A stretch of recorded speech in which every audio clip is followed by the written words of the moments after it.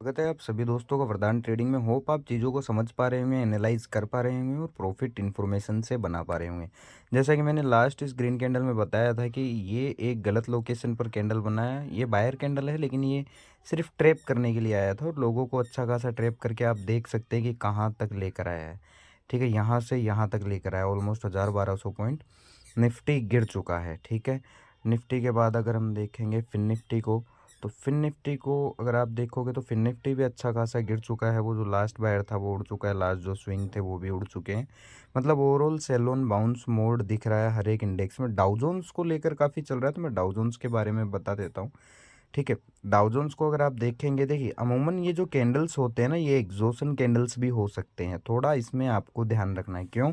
पिछले कुछ दिनों से गिरता हुआ आ रहा था, लास्ट में ये एंड मतलब सेलिंग का एंड भी हो सकता है ये। बस यहाँ देखना है कि ये जो डाउ जोन्स है बिल्कुल अपने बेस के पास आ गया है, बिल्कुल अपने सपोर्ट के पास आ गया है, सपोर्ट लेवल्स के पास।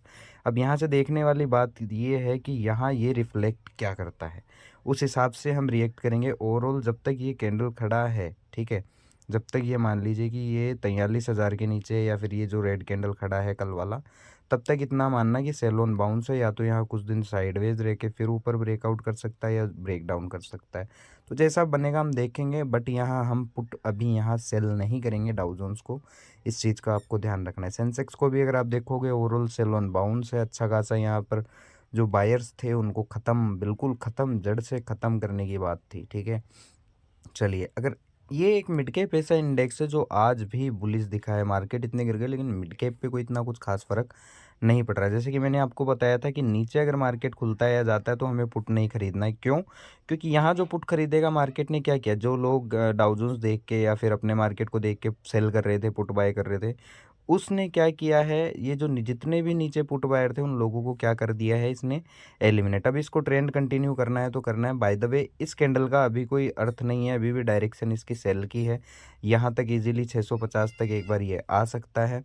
ठीक है, ये हम बाय में कब देखेंगे इसको कि मिड कैप बुलिश है, जब ये जो आपको हाई दिख रहा है इसके ऊपर अच्छा ब्रेकआउट कैंडल मिल जाएगा या ब्रेकआउट अच्छा बुलिश मिल जाएगा, तो हम देखेंगे कि ये बुलिश है। अदरवाइज हर ट्रेंड में ग्रीन कैंडल छोटे बड़े आते रहते हैं, तो घबराने वाली कोई बात नहीं है। बैंक निफ्टी को भी आप देखोगे तो जब तक ये इस लेवल के नीचे है, 52,000 के नीचे है, तब तक ये overall sell on bounce mode पे है। नीचे के लेवल मैंने मार्क कर रखे हैं। चलिए, अब इंट्राडे में देख लेते हैं कि कहाँ क्या करना है। फिर से एक बात बोलूँगा कि ऊपर के लेवल पे हमें सी नहीं खरीदना और नीचे के लेवल पे हमें पी नहीं खरीदना। इस चीज़ का आपको ध्यान रखना है। ठीक है, ओवरऑल मार्केट का ट्रेंड अभी सेल ऑन बाउंस है। अगर मार्केट आपको ऊपर कहीं मिलता है, यहाँ मिलता है, ठीक है, ये जो आपके पास 51,900 का लेवल है, उसके बाद ये आप एक लेवल पकड़ लीजिए। ये आपके पास कौन सा लेवल है, 52,350 का, यहाँ आपको अपॉर्चुनिटी मिले पुट की, तो इन ऊपर के लेवल्स पे अगर आपको पुट की अपॉर्चुनिटी मिलती है तो आप पुट की तरफ देखें, ना कि कॉल की तरफ। इस चीज़ का आपको ध्यान रखना है, क्योंकि इतनी जल्दी ट्रेंड रिवर्स नहीं होते। बाय द वे, कुछ हो जाए न्यूज़ वगैरह तो बात अलग है। और नीचे के लेवल पे हमें पुट नहीं खरीदना, इस चीज़ का ध्यान रखना। बाउंस आने देना है, फिर जब बाउंस फेड पड़ेगा हम सेल करेंगे, कोई इशू नहीं है। ठीक है, तो नीचे के लेवल पे हमें पुट नहीं खरीदना और ऊपर के लेवल पे कॉल में नहीं फंसना है। मिड कैप की अगर बात करें तो ये रेंज थोड़ी सी सीरियस रहने वाली है कॉल बायर्स के लिए। यहाँ अगर कोई बुलिश स्ट्रॉन्ग ब्रेकआउट मिलता है तो डिप आने के बाद फिर हम कॉल साइड जाएंगे। अदरवाइज यहाँ के ब्रेकआउट आपको ट्रैप करके फंसाने के लिए भी हो सकते हैं। इस चीज़ का आपको खासकर ध्यान रखना है। ठीक है, नीचे इन लेवल्स पे हमें पुट बाय नहीं करनी, क्योंकि यहाँ से बाउंस आएगा, वो बाउंस फेड पड़ेगा, तब हम पुट लेंगे, तब अच्छा हमारा वो पुट चलेगा। तो नीचे के जो मेजर मेजर लेवल है वो मैंने आपको बता दिए कि इंडेक्स बाउंस कहाँ से दे सकता है। ओवरऑल आपको यही कहना चाहूँगा कि ऊपर के लेवल्स पे हमें सी में नहीं फंसना है और नीचे के लेवल्स पे हमें पी में नहीं फंसना है। इस चीज़ का आपको ध्यान रखना है। ठीक है, सेंसेक्स की बात करें, अगर मान लीजिए कि सेंसेक्स, आपको वही बोलूँगा कि ऊपर के लेवल पे आपको सी नहीं खरीदना और नीचे के लेवल पे आपको पी नहीं खरीदना। बाउंस पे हम पुट खरीदेंगे। ठीक है, अगर ब्रेकआउट मिलता है तो डिप पे हम बाय करेंगे, वो भी बुलिश स्ट्रॉन्ग प्राइजेक्शन के साथ। ठीक है, तो आपको समझ में आ रहा होगा कि इंडेक्स अगर खुल के ऊपर जाते हैं या ऊपर ही खुलते हैं तो हमें रुकना है, थोड़ा सा वहाँ देखना है। अगर बुलिश स्ट्रॉन्ग प्राइजेक्शन मिल रहा है तो हम कॉल खरीदेंगे, अदरवाइज हम पुट की तरफ ही देखेंगे वीकनेस या सेलिंग साइन आते ही, और नीचे के लेवल आप मार्क कर सकते हैं। इन लेवल्स पे आपको पुट बिल्कुल भी नहीं खरीदना है। गैप डाउन अगर मार्केट खुलता है या खुल के नीचे आता है तेज़ी से, तो आप सांस लीजिए, बाउंस आने दीजिए, फिर आप सेल करिए, कोई दिक्कत वाली बात नहीं है, लेकिन नीचे आपको पुट नहीं खरीदना है, ठीक है। और अगर मान लीजिए कि गैप अप खुलता है, तेज़ी से ऊपर जाता है, ठीक है, गैप अप खुलता है, तो ऊपर के जो लेवल है वहाँ हमें पुट की अपॉर्चुनिटी देखनी है, ना कि कॉल की। इस चीज़ का आपको ध्यान रखना है। लेवल मैं आपको दिखा रहा हूँ, लेवल आप मार्क कर सकते हैं, कोई इशू नहीं है, ठीक है। तो इस चीज़ का आपको ध्यान रखना है। इन लेवल्स पे आपको सीई में नहीं फंसना है। मार्केट आपको दिखाएगा बट नहीं फंसना है, क्योंकि काफ़ी सारी न्यूज़ेस चल रही है, ठीक है।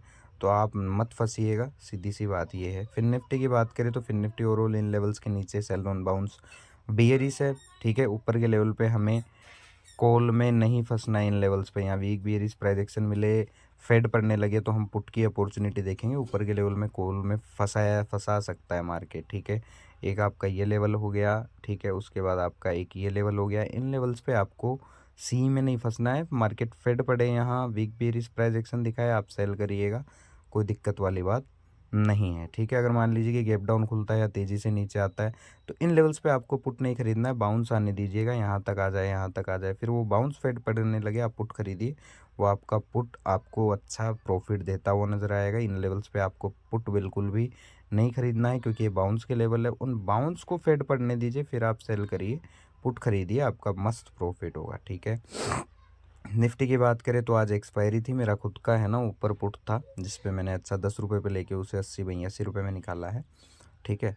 तो आप भी ऐसे ही कर सकते हैं, बस आपको सही जगह पकड़ना आना चाहिए ट्रेड। अगर मान लीजिए निफ्टी गैप अप खुल के यहाँ आ जाता है या फ्लैट खुल के यहाँ आ जाता है तेज़ी से, तो आपको यहाँ कॉल में नहीं फंसना है। इस चीज़ का आपको ध्यान रखना है कि ऊपर के लेवल्स पे आपको कॉल में नहीं फंसना है। ये जो मैं आपको लेवल्स दिखा रहा हूँ, ठीक है, इन लेवल्स पे कॉल में नहीं फंसना है, क्योंकि मार्केट क्या करता है कि ज़्यादा से ज़्यादा लोगों को बर्बाद करने की कोशिश करता है। लेकिन मैं आपको लेवल बता रहा हूँ, इन लेवल्स पे आपको ऊपर के लेवल पे कॉल में नहीं फंसना है, ठीक है। अगर मान लीजिए कि फ्लैट खुल के नीचे आता है, गैप डाउन खुलता है, तो इन लेवल्स पे आपको पुट नहीं खरीदना है, क्योंकि ये बाउंस के लेवल है। बाउंस फेड पड़ेगा, फिर आप पुट खरीदिए, यहाँ कहीं खरीदिए, यहाँ कहीं खरीदिए, अच्छा प्राइस एक्शन कन्फर्मेशन के बाद, तो वो आपको प्रॉफिट देगा। अदरवाइज़ इन लेवल्स पे आपको पुट बिल्कुल भी नहीं खरीदना है। इस चीज़ का आपको ध्यान रखना है। होप आप समझे होंगे। धन्यवाद।